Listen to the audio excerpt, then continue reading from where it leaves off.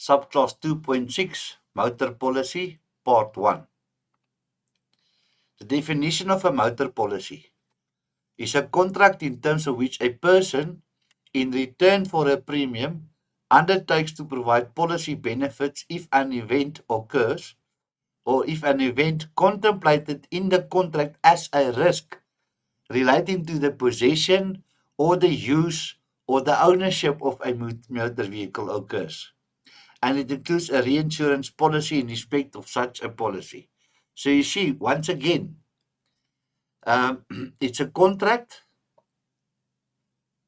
in terms of which a person or the insurer, in return for a premium which the insured must pay, undertakes to provide policy benefits, that is paying out, if an event which is contemplated in that contract as a risk relating to the possession, the use, or the ownership of a motor vehicle occurs, or vehicles. And it includes a reinsurance policy in respect of such a policy. So sometimes you may possess a motor vehicle. It's in your possession, like car dealers. They don't own it. They don't use it. They just possess it. It's on their floor. They're going to sell it on behalf of somebody else. Or if it's your motor vehicle, you're the owner, you use it. Or maybe it's not your vehicle, you're borrowing it from somebody. Or maybe your father bought it for you. So your father is the owner. So you'll have the insurance as ownership, but also because you use it, it will also be insured. So that is why they're talking about possession, use, or ownership. It's three different things. Lift clubs. Some comment is necessary regarding the carriage of passengers for the purpose of a lift club and the conveyance of passengers for reward. For purposes of the Road Accidents Fund Act 1996, a lift club means that every member shall have a turn to convey the others to and from specified places for a specified purpose. So they make shares. One week we drive with my car to work, and the next week with your car to work, so that we share the fuel and the usage of our vehicles. It is made clear, however, that this does not include any reward. So there is no reward that you must pay me money or I must pay you money. You're not allowed to receive any reward. You are just sharing, which would render such conveyance illegal. For example, under the provisions of the Road Traffic Act number 29 of 1989, insurers may, if they are told of the lift club, charge an additional premium. So yes, they may. And it's better to disclose it and rather pay more, and then should something happen that they pay out. Because if you don't declare this lift club and they found out that motor vehicle was used for a lift club, they may refuse to pay out the damages. Overview of vehicle insurance cover available. So for acceptable vehicles, the policy provides three options for insurance cover, and these are known as the following: comprehensive cover. It's the widest and most extensive type of cover. It's cover everything. Then third party fire and theft, only select benefits of the comprehensive cover. Some people don't want comprehensive cover. They tell the insurance only for third party. If I make an accident and the third party has an insurance claim against me, or if it burns out, or if they steal it. That's all. And then third party only, it's the most limited selection of the comprehensive covers and the most cheapest. So that the people say, I paid my car off many years ago. I'm still driving it. I don't worry about fire and theft, only third party. So that's the three types of policies that you can get insurance for. Now, what is excluded due to high risk use? Carriage of fare paying passengers, that is excluded. Hiring or carrying of passengers, commercial traveling, driving instructions for reward, racing, speed or other contests, rallies or trails, at any purpose in connection with the motor trade, other than while the vehicle is in the custody or control of the motor trade for the purpose of being overhauled, serviced, or repaired. So that is all excluded due to higher risk. Use of vehicle descriptions. There's business use, there's private use, and there's restricted private use. So when you look at business use, the cover is provided whilst the insured vehicle is being used for social, personal, pleasure, business, and professional purposes, excluding those exceptions mentioned in the bullets above. So private use, the cover is provided whilst the insured vehicle is being used for social, personal, pleasure purposes, including travel to and from work, excluding those exceptions mentioned in the bullets above. That was that comprehensive third-party fire and theft, and also the third-party only bullets I was talking about on the previous slide. And then restricted private use. The cover is provided whilst the insured vehicle is being used for social, personal pleasure purposes only, excluding those exemptions mentioned in the bullets above. Okay, so that's the three types of users. Now, the National Road Traffic Act number 93 of 1996. So the classification standardized throughout the whole Southern African region consists of the following groups of licenses based on the European Unified Driving License System. So that class A is motorcycles. Uh, B, light motor vehicles up to 3,500 kilograms GVM. And then C, heavy motor vehicles. And then D is a combination including articulated vehicles. So you get class A, B, C, or D. So commercial insurance, commercial vehicle insurance is essential in covering yourself financially should something go wrong with them. So we look at higher risk, higher premiums. Higher risks is a commercial vehicle is typically used far more often than a personal vehicle and often involves carrying abnormal loads. For this reason, there is a higher chance of damage to the vehicle of it being involved in an accident because it's constantly on the road. Sometimes the whole day, sometimes 24/7. Because of these increased chances, there is more risk with insuring commercial vehicles than with insuring vehicles for personal use. Because a personal vehicle, you used to go to work and you go home and that's it. And maybe to the cafe to go and buy bread and milk and visit a friend over weekends or family.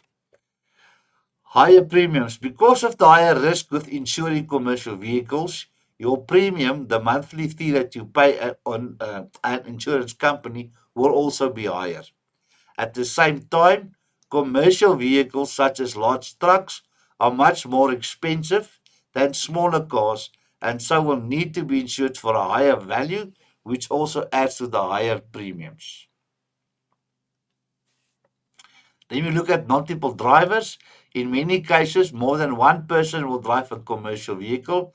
For example, if your business has a fleet of vehicles, you may employ several drivers, while if you own trucks for transporting goods, you may have a team of truck drivers. For this reason, a commercial vehicle insurance policy needs to extend to every driver.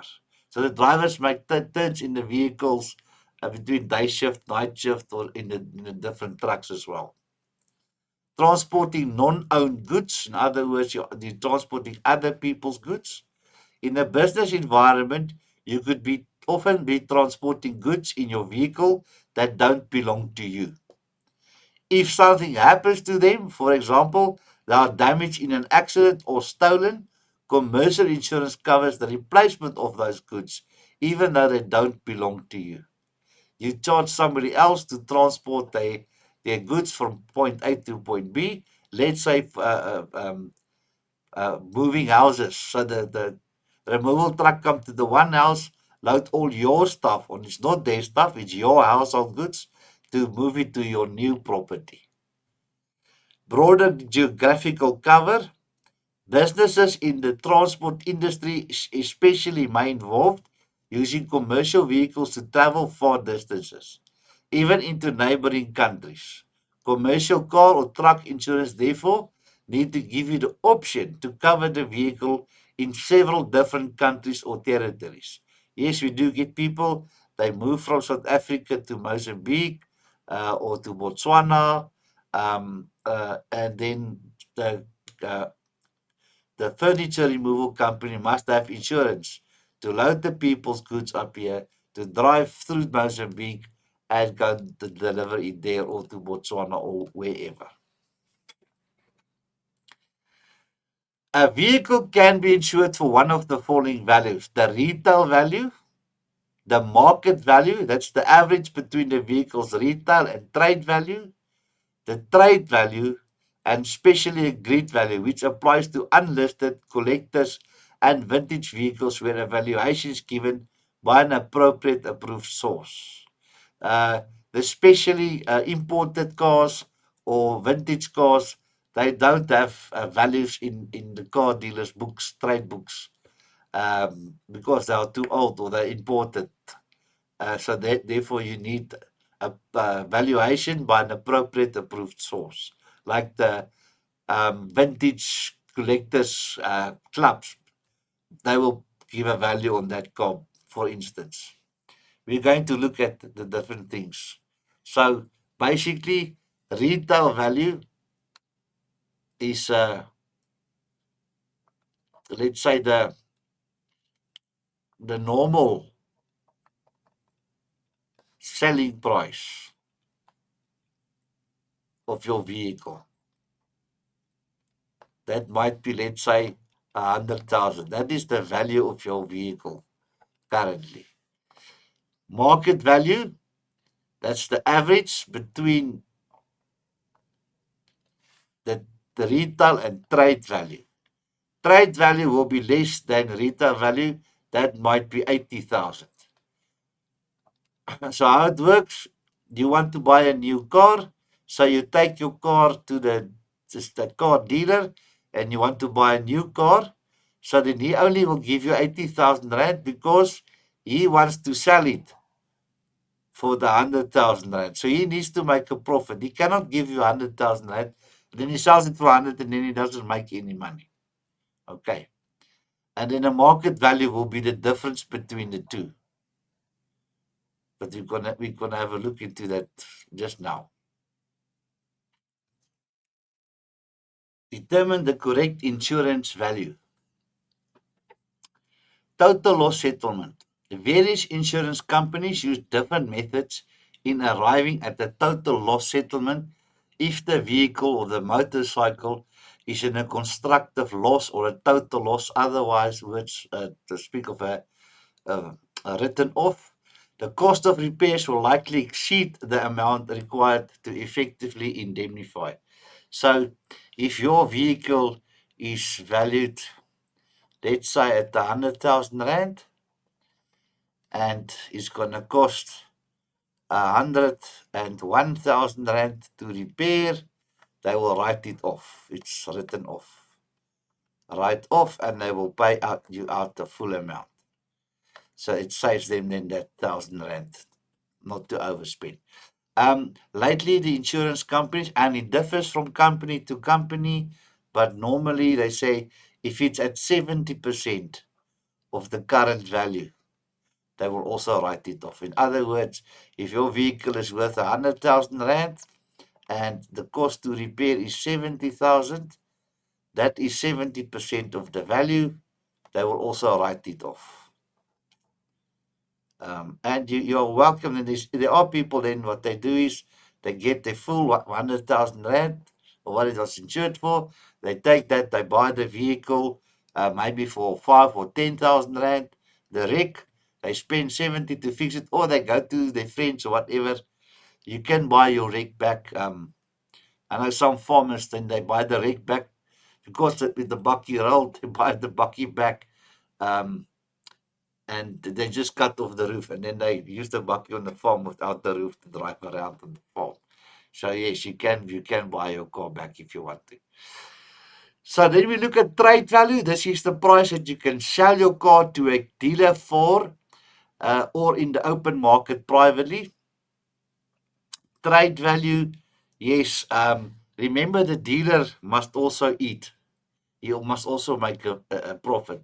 So trade value, you will get less than retail value. Trade value, if your vehicle is worth 100,000 rand, that car dealer, he wants to sell it for 100,000 rand. So he cannot give you 100,000 rand and sell it for 100,000 rand. He's not going to make any money. So he probably will give you, and I'm just taking examples, he'll probably give you 80,000 rand for your vehicle. Maybe spend, I don't know, 5,000 to get tires fitted or whatever, and then he will sell it for 100,000 rand. And then he'll make a profit, in this case, of 15,000 rand. And that is what they do. They give you trade, which is less than retail. So they can spend a few rand and get it nicely done, fixed up, and sell it and make a profit. That is how they stay alive. Market value. All the above mentioned vehicles have two values, a trade-in price and a resale price. So the market values are, how do I calculate my market value? It is calculated by adding the trade-in price. So this price, the trade-in, I'm going to write it here as the trade-in price we said, 80,000. So you take the 80,000 rand, and I said, so you add, oh, sorry for my attitude, the trade price to the resale price. And we said, let's say, yeah, your resale price, we said there you want 100,000 rand, that is what the car is worth. So plus 100,000 rand, that will give us 180,000. Do you agree? And then he says, and then dividing by 2. So you divide that amount by 2, and then you get 90,000 rand. That 90,000 rand, that is your market value. That is how you calculate it. So you take the higher price, what your car is worth, the retail, the 100,000, plus the lesser, the trade amount, the 80,000, and then you divide it by 2, and then you get your market value amount of 90,000. Alrighty.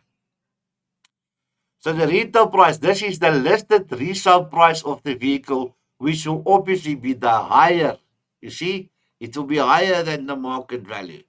As we said, that will be your 100,000 rand. So it's higher than trade, it's higher than market value. It's the current retail price, what your vehicle is worth, and what it should be insured for. When you look at the insured value, this is the method the insurer normally uses when insuring a vehicle on your policy. The modern trend is to insure at retail price, which is to the advantage of the insured. So you want it to be insured at this retail price of 100,000 rand, the retail price. Okay, some insurers insure at market value. You see the problem? We said on the previous slide, market value is 90,000. And this 90,000 rand, if you're an accident, they're only going to pay out 90,000 instead of the 100,000. So go and make sure in your policies that your vehicle is insured for retail value. If it is not, ask them to adjust the policy. Then you look at the grid value basis. Not many companies will insure on this basis. It is normally used in the case of vintage vehicles which got no book value. Vintage vehicles don't have any retail market value, related value or trade. And motorcycles. Grid values are obtained from vintage vehicle clubs, such as the MG Car Club or the Mercedes Club for vintage Mercedes-Benz, or vintage BMW or vintage VW or whatever. Normally, 4 photos of the vehicle, the back, the front, and the 2 sides are called for, or an inspection of the vehicle is done by a motor engineer to verify the condition of the vehicle. I remember my father bought his toy, a 1958 Mercedes 220S, a green one. You can go Google it, beautiful cars. It's got ivory steering wheel. It's got ivory knobs for the gearbox and the flicker lights. It's got a whole wooden dashboard. The sides by the windows, yes, where your arms is all wood, front and back. Oh, it's a beautiful, strong, strong, strong car. He bought it for 3,000 rand from somebody else, and then he got it market value. He found the Mercedes-Benz club. They sent photos and they told him that vehicle, this was a few years ago, was valued at 80,000 rand for a 1958 Mercedes 220S. He sold it to a guy that's collecting those cars, and he sold it for, I think, 100,000 rand, 20,000 and more. So yes, some of these cars has got great value. No claims bonus. The no claim bonus concept involves the insurer refunding a portion of a policyholder's premiums at an agreed future date, usually 3 or 5 years in the future, provided the insured has not claimed against the policy. Certain terms and conditions apply per the policy wording. So if you haven't claimed in 3 to 5 years, it depends from company to company, they will pay out your no claim bonus. So what's the difference between a no claim bonus and a cash back bonus? The purpose of the no claim bonus. Insurers like to attract and retain clients who do not claim.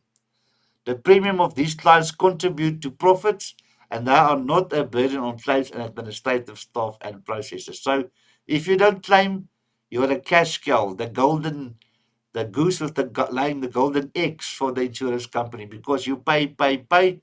They just get money, money, money, and they never have to pay out because you don't claim. Therefore, they give you a reward, the no claim bonus. For each NCB, and NCB stands for no claim bonus. For each NCB year, a higher premium discount is allowed, so your premiums will come down. When a claim is reported, the NCB is lost, your no claim bonus is lost or reduced, and the insured must start accumulating bonus years again. So if you're maybe at year 4, now you claim, they'll put you back to year 3 or year 2 or year 1, and you have to start building up again. So the higher the NCB, the more discounted the premium. The client does not receive money back from the insurance in the form of a reward. You get that years accumulating, and then when you reach the target, the 3 or 5 years, depending from company to company, they pay out your no claim bonus. Insurers are experiencing growing competition in the marketplace due to needs expressed by consumers for more flexible products. Consumers, especially low or non-claimers, increasingly express dissatisfaction of constant premium increases due to other claimants and no rewards to those who never claim. They feel they never claim, but why must they pay more every year? Because of other people who claim. It's not fair to them. So a cashback bonus is a financial reward given to you by the insurer should you remain claim free. Some claims are allowed by some insurers. They will allow small claims. Let's say, for instance, under 5,000 rand. You can claim for under 5. They don't see that as a no claim bonus, or under 10 or whatever. They decide. It differs from company to company once again. Effect of cashback policies. Clients find the cash reward attractive and behave responsibly to avoid accidents or prevent claims. It prevents a myriad of small claims being lodged, with insurance clients carry the risk for these claims themselves. Reduction in claims is cost effective for the insurer. Less claims administrated is required.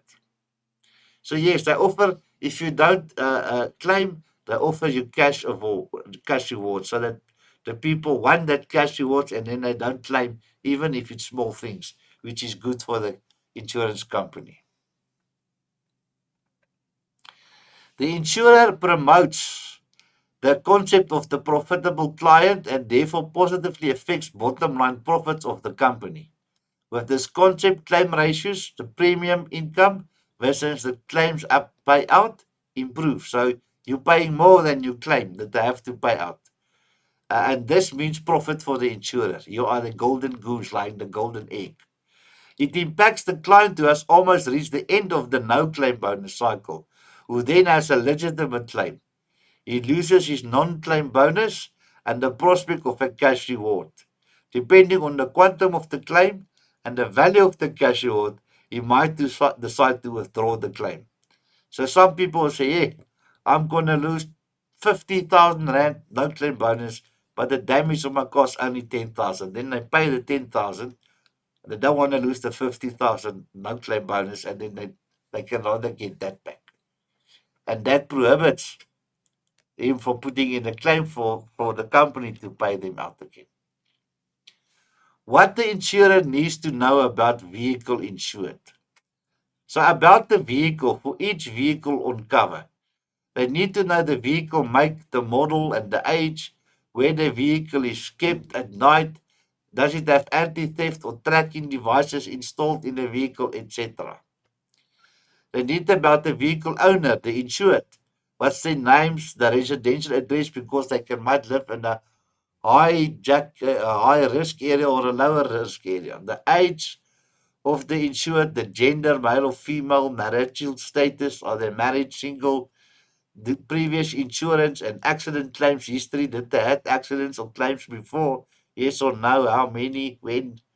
Similar information might be required for each named driver on the policy.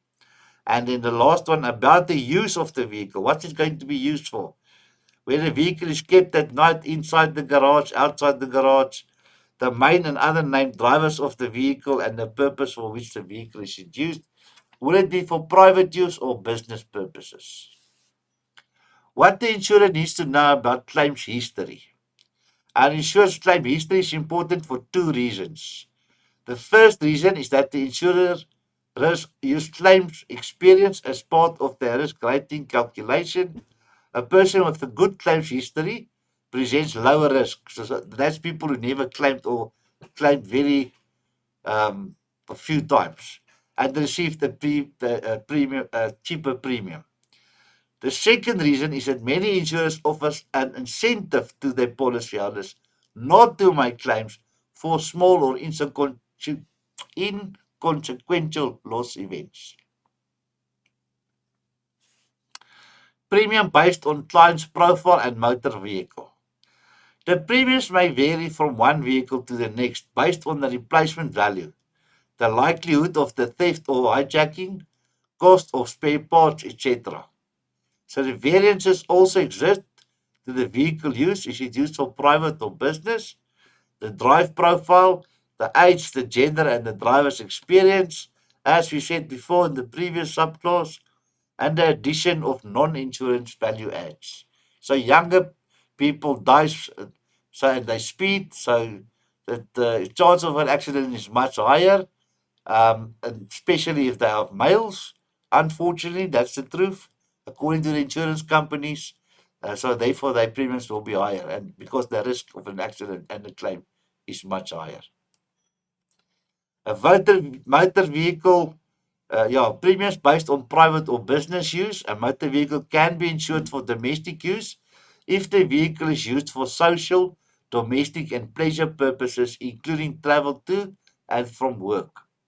In the event the insured uses the motor vehicle for certain professional or business goals, in addition to the purposes described under domestic use, then the vehicle must be insured for business use. So if you use it for business, insure it for business. Premium based on commercial use. A third category called commercial use is created to allow insurers to determine appropriate premiums for vehicles used in higher risk areas, such as vehicle hire, transporting passengers for reward, vehicles transporting commercial goods, and vehicles used in the motor trade, just to name a few. This type of motor cover is typically written on a commercial policy. So you get private use, business use, and commercial use. All right, so business use will probably be I'm using my car to go and see clients for my own business. That's business use. But commercial use will be trucking companies got a lot of trucks, or the courier companies. They've got a lot of vehicles that the drivers must use to go pick up and deliver all the goods. That's commercial use. And that's the end of subclass 2.6, motor policy part 1. We will now look at part 2.